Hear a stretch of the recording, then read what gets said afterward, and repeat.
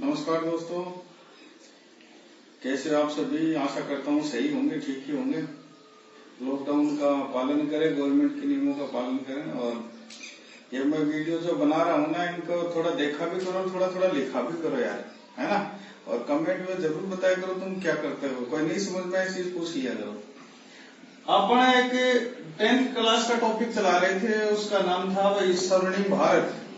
और उसमें पहले अपने पढ़े 16 महाजनपद। आज इस टॉपिक को आगे फटाफट करते हैं और पढ़ते हैं मौर्य साम्राज्य। मौर्य साम्राज्य की स्थापना कब हुई? तो देखिए, बौद्ध ग्रंथ जो है, बौद्ध ग्रंथों के अनुसार मगध पर शासन करने वाले मौर्य साम्राज्य से पहले जो वंश थे, मगध के ऊपर सबसे पहले शासन करने वाला हर्यक वंश था। कौन सा वंश था? हर्यक वंश। हर्यक वंश के बाद में कौन सा वंश है? शिशुनाग वंश। शिशुनाग वंश के बाद में कौन सा वंश है? नंद वंश।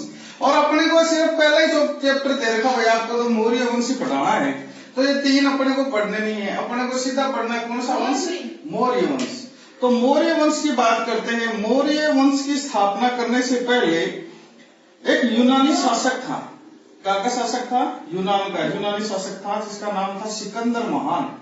वो सिकंदर महान क्या कर रहा था? देशों को लूटते लूटते आ रहा था, भारत की तरफ तेजी से दौड़ता हुआ आ रहा था। तो तक्षशिला के गुरुजी थे चाणक्य, जिनको कौटिल्य भी कहते हैं। उन कौटिल्य ने यह सोचा, क्यों ना मैं भारत के जितने भी राजा हैं उन सारे राजाओं को एक कर दूं। और एक करने के बाद में जैसे ये सारे राजा आपस में लड़ रहे हैं, अपनी शक्ति का नाश कर रहे हैं, अगर मैं इनको एक कर दूंगा तो क्या होगा? ये सिकंदर महान को हरा देंगे और आराम से वो अपने इस देश के ऊपर शासन नहीं कर पाएगा। इन चीजों को बतलाते हुए वे राजाओं से बात करने के लिए तक्षशिला से निकलते हैं। तक्षशिला वर्तमान पाकिस्तान में है। देखो, अपन ने जब महाजनपद पढ़े थे तब एक कंधार पढ़ा था और एक कौन सा पढ़ा था? गांधार। तो वो गांधार का राजधानी थी तक्षशिला, है ना। वहां के ये गुरुजी थे। तो ये आए, पहले दक्षिण भारत में गए, सारे राजाओं से मिलते मिलते मिलते मिलते मगध का शासक था एक, जिसका नाम था घनानंद या घननंद भी उसको बोलते हैं। क्या नाम था? घनानंद। ये क्वेश्चन भी आपकी किताब में घननंद लिखा हुआ है, ये मात्रा नहीं लगा रखी। नंद वंश का अंतिम शासक था ये घननंद। इसके पास में ये जाता है, जाकर के अपनी सारी डिटेल्स बताता है कि राजा जी इस प्रकार से अपन सारे एक हो जाएंगे, ये हो जाएंगे, वो जाएंगे। अब वो तो विलक्षितापूर्ण राजा था, अत्याचारी था। मृत्युदंड तो उसके नॉर्मल शब्द था, अगर कोई भी चीज उसको अच्छी नहीं लगती तो उसको मृत्युदंड दे दो। यानी इतनी जनता उससे दुखी थी। अब उसके सामने कोई ज्ञान की बात करे तो उसको थोड़ी साइड हो, तो उसने इसको धुतकारा और वहां से भगा दिया। बोला, तेरे जैसे पंडित होते थे, आया बड़ा मास्टर बन के। अरे मैं तो बहुत दूर हूँ, जब तक वो भारत के अन्य राज्यों से वार करे मेरे को क्या मतलब है? मैं तो पूर्वी भारत में पड़ा हूँ। पहले उन पश्चिमी वालों को समझा, तो तेरा ज्ञान का भांडा उधर फोड़ना, इधर करने की जरूरत नहीं है। इसको बहुत ही ज्यादा वहां पे लज्जित किया। तो इसने वहां शपथ ली। बोला, ये मेरी चोटी है ना, वो पंडित उस समय चोटी रखा करते थे। तो बोला, मेरी चोटी है ना, इसको मैं जब तक गूंथूंगा नहीं, जब तक मैं तेरा नाश नहीं कर दूंगा। यानी मेरी शिखा को, मेरी चोटी को मैं खुली रखूंगा। अब उसे क्या मतलब है? खुली रख, बांध के रख, मेरे को क्या मतलब है? ये वहां से चल के आ गया। आते आते आते रास्ते में एक इसको शिकारी मिला। उस शिकारी के पास में बच्चे थे, जिनको ये क्या करके रखता था? गुलाम बना के रखता था। वो गुलाम बच्चे आपस में खेल रहे थे। तो उनमें एक बच्चा था जिसका नाम था चंद्रगुप्त। वो चंद्रगुप्त शिकारी ने खरीद रखा था 15-16 सोने की मुद्राओं में।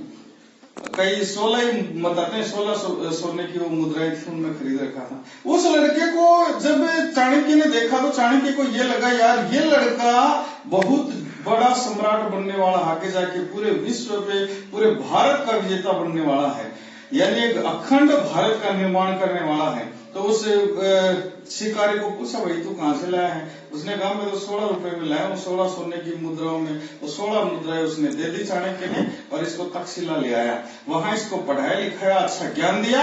और देने के बाद में जब चाणक्य और उसका शिष्य चंद्रगुप्त दोनों आते हैं, घननंद को मार देते हैं।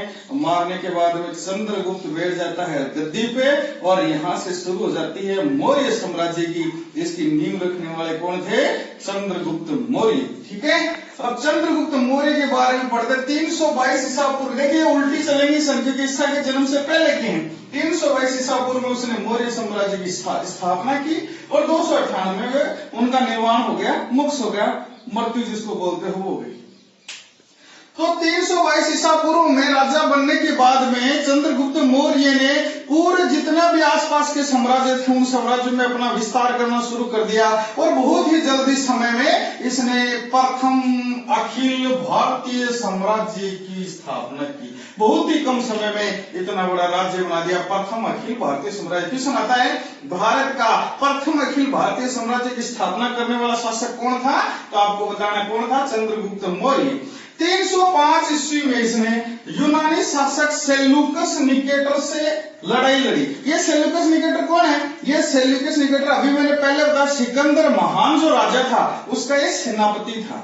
लड़ाई तो उससे होनी थी, वो तो आ ही रहा था अपने साम्राज्य का विस्तार करता करता, तो उसका ये सेनापति आया सेल्यूकस निकेटर। इस सेल्यूकस निकेटर से चंद्रगुप्त मौर्य का युद्ध हुआ। कब हुआ? 305 ईसा पूर्व में। युद्ध में बताते हैं कि भाई कई तो बताते हैं कि चंद्रगुप्त मौर्य जीत गया और कई ये बताते हैं कि युद्ध का कोई नतीजा नहीं निकला। लेकिन जो कुछ भी हुआ इसमें युद्ध के बाद में एक संधि हुई, दोनों राज्यों के बीच में एक संधि हुई और उस संधि के तहत एक शर्त रखी गई। चंद्रगुप्त मौर्य को सेल्यूकस बोला यार तू तो बड़ा महान आदमी है, चल मैं तेरे से संधि कर लेता हूँ, मैं तेरे से बहुत ज्यादा प्रभावित हूँ, तो एक काम कर मेरे को 500 हाथी दे दे। क्या दे दे? 500 हाथी, और बदले में मैं तेरे से जो मांगता हूँ वो तू ले ले। तो चंद्रगुप्त मौर्य ने उससे मांगा मेरे को तू अफगान का क्षेत्र दे दे, बलूचिस्तान का क्षेत्र दे दे और सिंध नदी के जो पश्चिम का क्षेत्र है वो पूरा लूंगा। ये 3 जो साम्राज्य हैं, ये राज साम्राज्य के अंग वो मेरे को दे दे, मैं 500 हाथी तेरे को दे देता हूँ। बोला ठीक है। तो उसने पूर्वी अफगान, बलूचिस्तान और सिंध नदी के पश्चिम का क्षेत्र ले लिया। किसने ले लिया? चंद्रगुप्त मौर्य ने। चंद्रगुप्त मौर्य ने बदले में सेल्यूकस को क्या दिया? सेल्यूकस को दिए 500 हाथी। अब सेल्यूकस तो इससे ज्यादा बहुत ज्यादा प्रभावित हो गया था। प्रभावित होने के बाद में बोला चल आज तो मैं तेरे को मेरा दामाद ही बना लेता हूँ। तो चंद्रगुप्त मौर्य की शादी कर देता अपनी लड़की हेलेना के साथ में। किसके साथ में कर देता है? हेलेना। ये नाम तो नहीं है 10th में, लेकिन ये नाम था इसका। हेलेना के साथ में चंद्रगुप्त मौर्य की शादी कर देता है और उसका एक दरबारी कवि था इसका सेल्यूकस निकेटर का, जिसका नाम था मेगस्थनीज। इस मेगस्थनीज को राजदूत के रूप में नियुक्त कर देता है चंद्रगुप्त मौर्य के साम्राज्य में। बोला भैया तू मेरा राजदूत के रूप में इस साम्राज्य में यहाँ पे रहेगा। तो ये मेगस्थनीज है, ये लेखक ही है। आपको 2 किताबें आ चुकी है अब तक। एक तो आ चुकी है कौटिल्य चाणक्य की पुस्तक का क्या नाम है? तो अर्थशास्त्र नाम है ना। और दूसरा मेगस्थनीज की पुस्तक का क्या नाम है? तो इंडिका नाम है। ये दोनों आपको याद रखनी है। आप एक काम कीजिएगा, किताब वाली एक अलग पेज पे लेखक का नाम और उसकी किताब लिख लीजिएगा।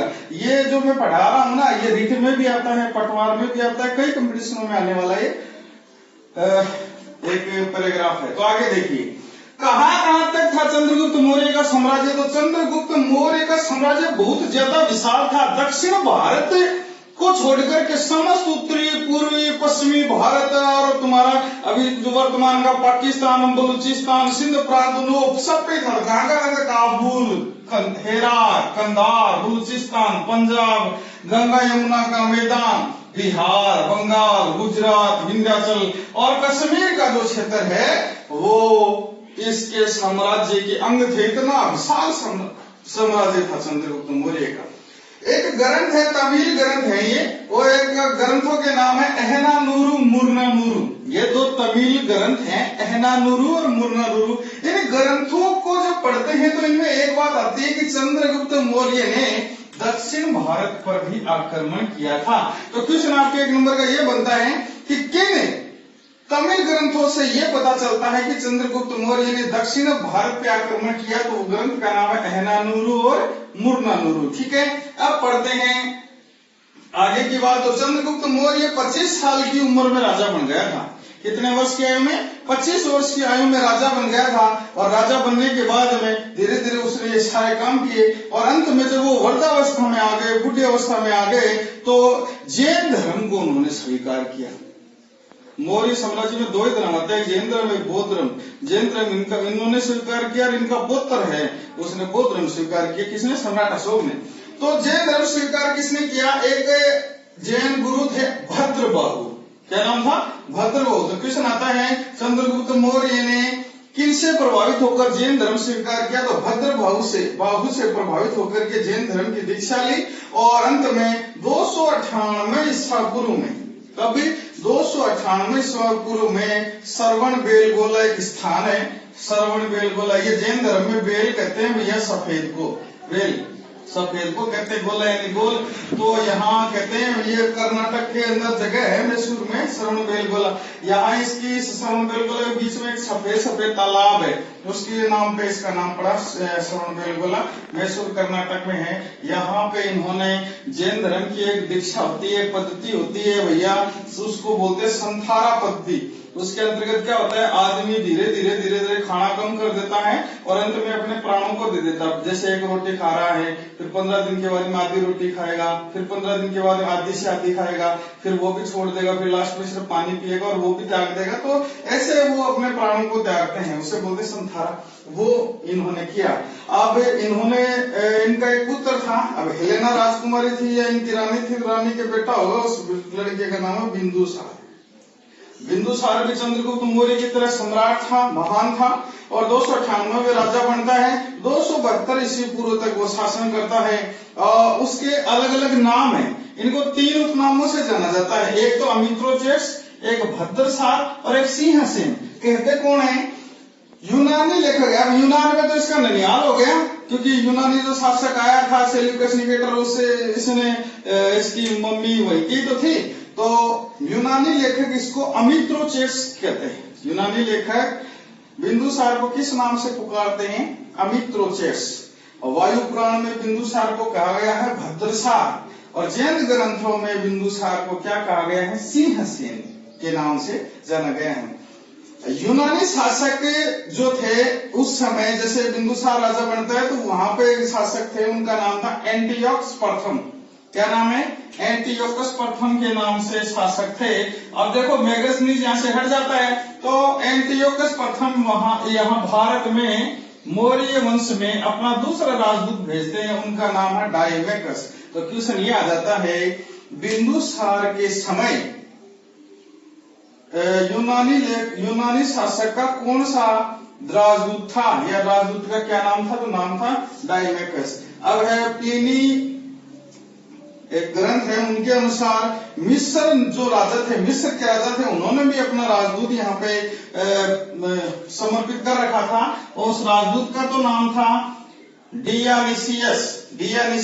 और मिस्र के जो नरेश थे, कौन मिस्र नरेश ने यहाँ राजदूत नियुक्त किया? तो मिस्र नरेश का नाम था फिलाडेल्फस। अब देखिए दिव्य दान के अनुसार ये एक वर्णन मिलता है कि जब बिंदुसार का साम्राज्य था उस समय तक्षशिला पे 2 विद्रोह हुए थे तक्षशिला के अंदर। तो उन विद्रोह को कुचलने के लिए, विद्रोह को दबाने के लिए बिंदुसार ने 2 बार यहाँ से शासकों को भेजा।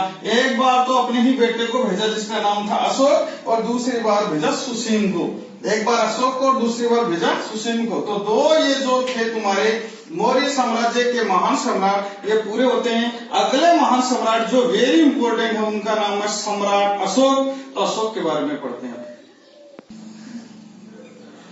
तो तीसरे शासक आते हैं मौर्य साम्राज्य में, चंद्रगुप्त मौर्य के बाद में उनका बेटा बिंदुसार, बिंदुसार के बाद में बनता है सम्राट अशोक। इसे रक्त खून का प्यासा भी कहा जाता। कहते हैं अपने 99 भाइयों को मार करके ये राजा बना था। रक्त का प्यासा, 99 भाइयों को मार करके क्या बना था? राजा। यानी बिंदुसार इनको राजा बनाने के पक्ष में नहीं था, लेकिन फिर भी ये स्वयं राजा बनना चाहते थे। 273 ईस्वी पूर्व में राजा बनते हैं, 232 ईस्वी पूर्व तक शासन करते हैं। मास्की और गुर्जरा अभिलेख है, दक्षिण भारत के अभिलेख। अभिलेख का मतलब होता है एक तो शिलालेख अभिलेख, शिला यानी पत्थर, लेख यानी उत्कीर्ण लिखा हुआ है, पत्थर पे लिखा हुआ।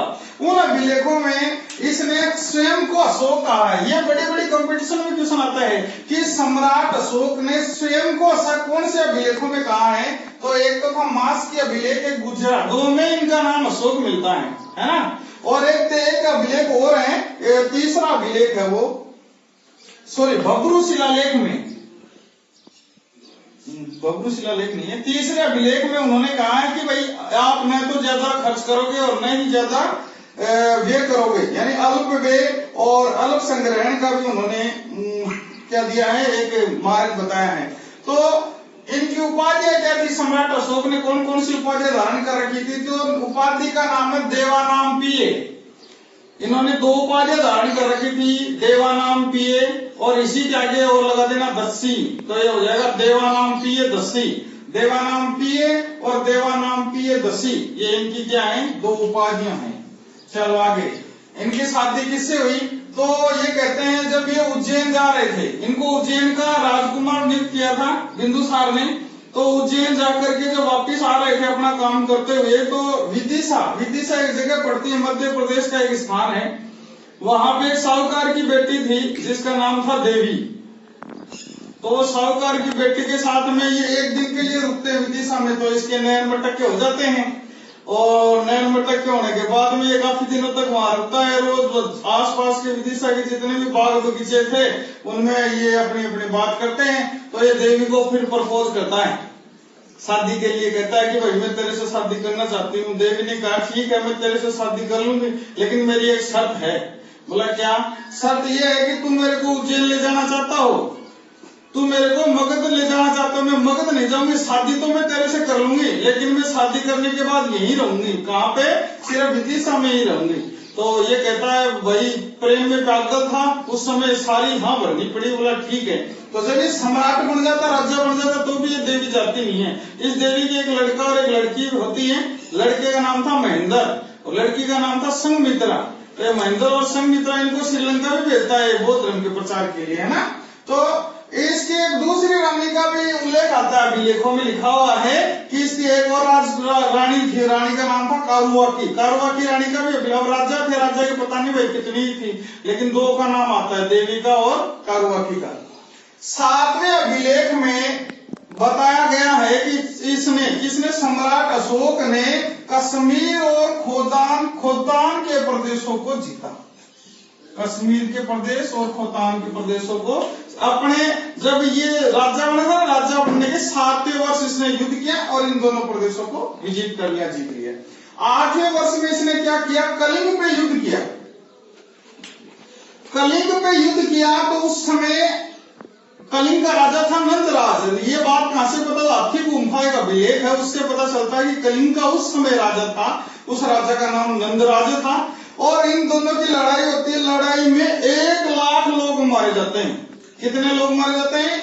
1 लाख लोग। बहुत ही बड़ा नरसंहार होता है और 1 लाख लोगों को मारे जाते हुए देख करके, और जब सम्राट अशोक आते हैं उस धरा पे जहां पे ये युद्ध हुआ था, तो खून से लथपथ बॉडियां पड़ी थी, उनके मरने वालों की औरतें, उनके बच्चे जब बिलक बिलक के रो रहे थे। तो इस नरसंहार को देख करके इन्होंने मन में एक विचलित हो गया मन, और एक बात लिए आज से मैं मेरे अस्त्र त्याग देता हूँ, आज के बाद में मैं युद्ध नहीं करूंगा, लड़ाई नहीं करूंगा। तो इन्होंने अपने शस्त्रों को क्या कर दिया था?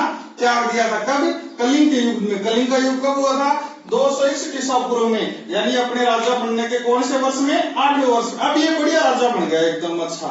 ये कहता है लड़ाई करनी नहीं है, पशुओं को मारना ही नहीं है, सारे काम अच्छे अच्छे करने हैं। तो कौन कौन से अच्छे काम किए इसने? फिर वो जब इन्होंने कलिंग को जीता, यानी कलिंग हो गया, मगध के अंदर आ गया, तो उसने उनकी राजधानी बदल दी और राजधानी कर ली धौली या तोसाली। यानी कलिंग की राजधानी को बदल करके क्या कर दिया? धौली या तोसाली में कर दिया। एक जब ये राजा थे उस समय ये बातें सुनते थे लोगों की, तो कहते हैं कि श्रमण निग्रोध और उपगुप्त, श्रमण निग्रोध और उपगुप्त के प्रभाव में आकर के इन्होंने कौन सा धर्म स्वीकार किया? बौद्ध धर्म स्वीकार कर लिया। कौन सा धर्म स्वीकार कर लिया? बौद्ध धर्म स्वीकार कर लिया। और भेरी घोष के स्थान पे धम्म घोष को अपनाया। ये भेरी घोष जब युद्ध होता है, युद्ध होने से पहले वो कुंकुम से वो भेरियां बजाते हैं, उनको कहते हैं भेरी घोष। यानी बोला मैं आज से कोई युद्ध तो करूंगा नहीं और मैं अपने धर्म को स्वीकार करता हूँ, धर्म का प्रचार प्रसार करूंगा, लोगों को भी इसके बारे में मोटिवेट करूंगा। तो किसान आता है भेरी घोष को छोड़ करके अशोक ने किस घोष को अपनाया? तो किस घोष को? धम्म घोष को अपनाया। ठीक है, आगे देखते हैं। राजतरंगिणी में कहा गया है कि बौद्ध धर्म स्वीकार करने से पहले जब ये बौद्ध धर्म के वो हो गए ना उपासक, किसके प्रभाव में आ गए? श्रमण निग्रोध और उपगुप्त के। तो बौद्ध धर्म स्वीकार करने से पहले सम्राट अशोक शिव के भगत थे। किसके भगत थे? शिव के उपासक थे, शिव जी महाराज उनके भगत थे। ठीक है, बराबर की पहाड़ियों में इन्होंने क्या किया, जो आजीविक होते थे ना, जो बौद्ध धर्म के जो लोग हैं, जो आजीवन घूमते रहते हैं प्रचार प्रसार के लिए, उनको ठहराने के लिए, उनको रोकने के लिए 4 गुफाएं बनवाई और उन गुफाओं का नाम था, 4 बनाई तो चापाक, भगवान कृष्ण के दोस्त का क्या नाम था, सुदामा, एक चापाक, एक सुदापा, कुंती का कुंवारी अवस्था में पुत्र हो उसका क्या नाम था, कर्ण, और एक बनाई विश्व झोंपड़ी। चापाक, कर्ण, सुदामा और विश्व झोंपड़ी, ये 4 गुफाएं का इन्होंने बराबर की पहाड़ी में क्या करवाया, निर्माण करवाया। जब राजा बने उसके 10वें वर्ष में इन्होंने बोध गया की यात्रा की, राजा बनने के 10वें वर्ष में बोध गया की यात्रा की, और जब 20 वर्ष पूरे हो गए तब इन्होंने लुम्बिनी की यात्रा की, धम्म यात्रा जिसको बोलते हैं, धर्म के प्रचार की यात्रा। एक अभिलेख मिलता रुम्मनदेही अभिलेख, उस अभिलेख में यह कहा गया है कि ये इतना अच्छा राजा बन गया था, वहां के लोगों को इन्होंने टैक्स में भी छूट दी, यानी टैक्स जो 1/6% लिया जाता था, 1/6 भाग लिया जाता था, उसको घटा करके इन्होंने कितना कर दिया, 1/8 भूमिकर कर दिया। भूमिकर का जो भाग था 1/6 लिया जाता था, उसको घटा करके कितना कर दिया, 1/8 भाग कर दिया। उस समय ये जो शासक था मगध का, उनके पड़ोसी राज्य, मुख्य पड़ोसी राज्य कौन कौन से थे, तो चोल राज्य था, चेर था, पांडे था, केरल था। चोल, चेर, पांडे और केरल, ये थे शक्तिशाली पड़ोसी राज्य। लघु शिलालेख में इन्होंने स्वयं को बुद्ध शाक्य का, ये बात मैं आपको बता रहा था, वो ये छुप गई थी। लघु शिलालेखों में सम्राट अशोक ने स्वयं को क्या कहा है, बुद्ध शाक्य। कौन से अभिलेखों में सम्राट अशोक ने कौन से अभिलेखों में सम्राट अशोक ने स्वयं को अशोक किया, तो थे कौन से, मास्की और गुजरा अभिलेख। कौन से अभिलेखों में सम्राट अशोक ने स्वयं को क्या कहा है, बुद्ध शाक्य, तो वो किसमें कहा है, लघु शिलालेखों में कहा है।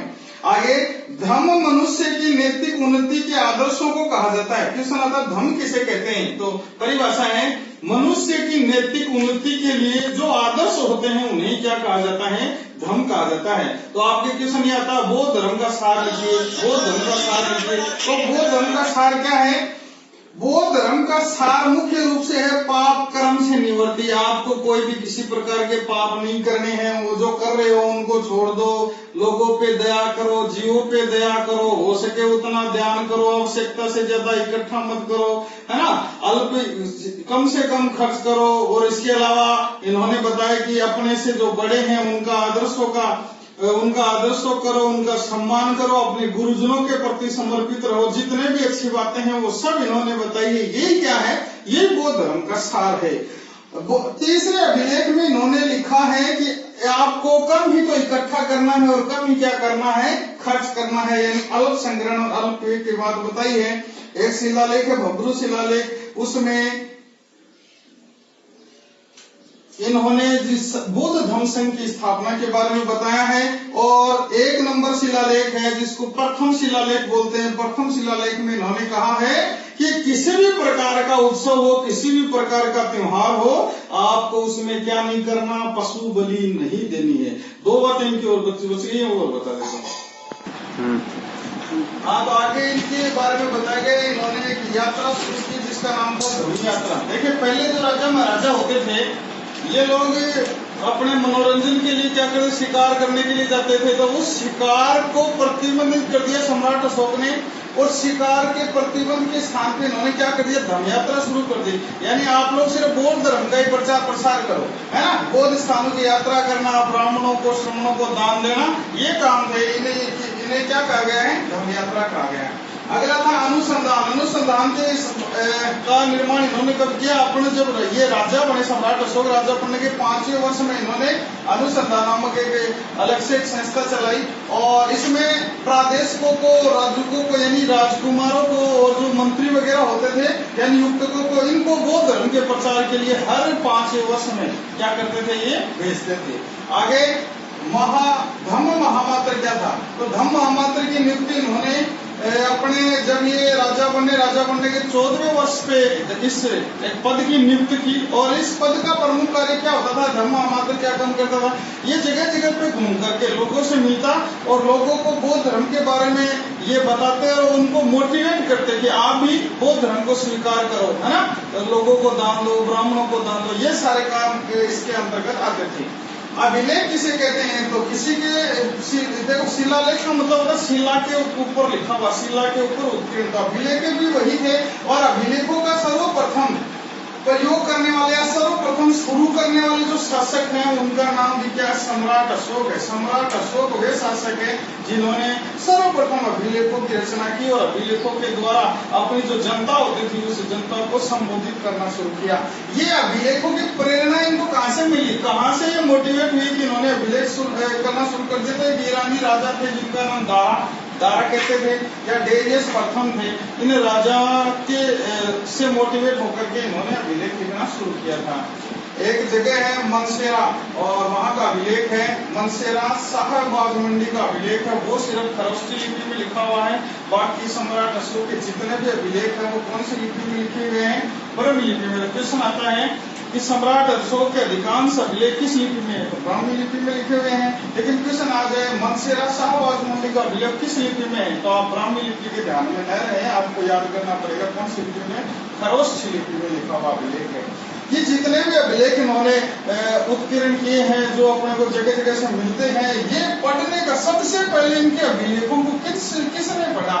तो उनका नाम है जेम्स प्रिंसेप, यानी सम्राट अशोक के द्वारा लिखे गए उत्कीर्ण करवाए गए अभिलेखों को सर्वप्रथम पढ़ने वाले व्यक्ति का नाम जेम्स प्रिंसेप। अपने शासन इन्होंने 40 वर्ष तक किया, और 40 वर्ष शासन करने के बाद में 232 ईसा पूर्व में इनकी क्या हो जाती है?